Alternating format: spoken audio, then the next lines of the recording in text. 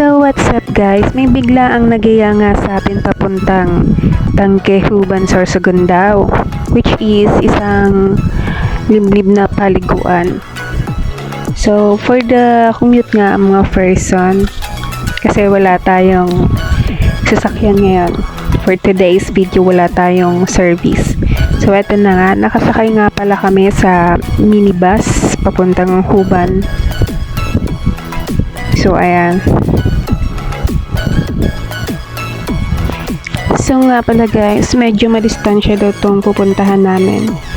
Yung Tangke Nature Spring, may distansya sa highway. So bali mga 1.6 kilometers pa daw yung lalakarin namin bago makarating doon. Ito na nga, nag-umpisa na nga kami maglakad. Syempre, for the reklamo yung lady boss nyo kasi malayo-layo talaga. Pero syempre, for the experience tayo, magtsatsaga tayo maglakad para makarating tayo doon.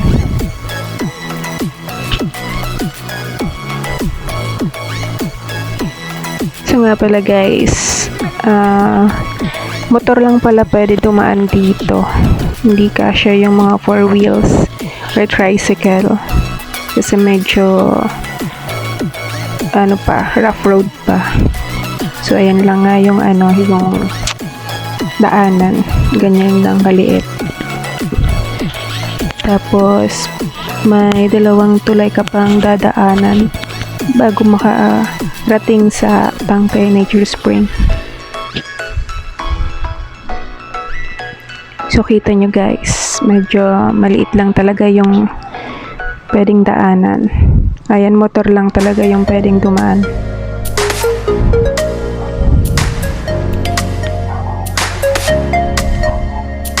So, napapansin ko nga medyo malapit na kami sa katotohanan.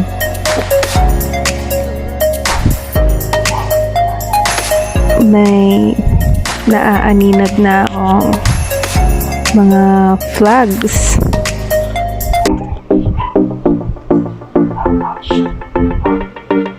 So biruin nyo guys, 1.6 kilometers yung lalakarin nyo bago makarating doon sa sa Tangke Nature Spring.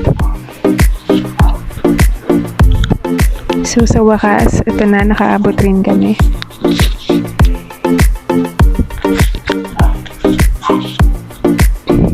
So bale, dinedevelop pa nila yung iba.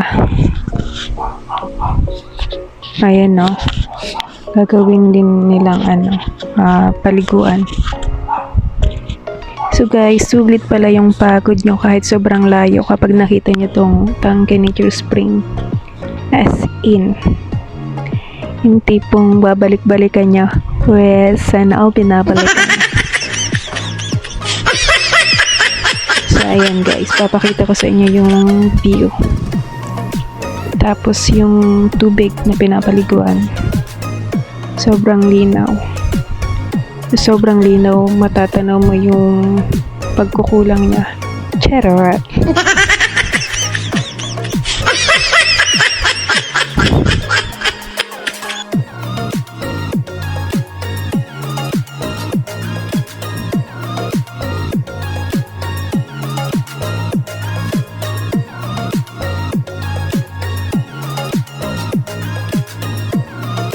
Pabalik na nga kami guys, pauwi na kami ng Sorsogon. Ito, balik lakad ulit tayo.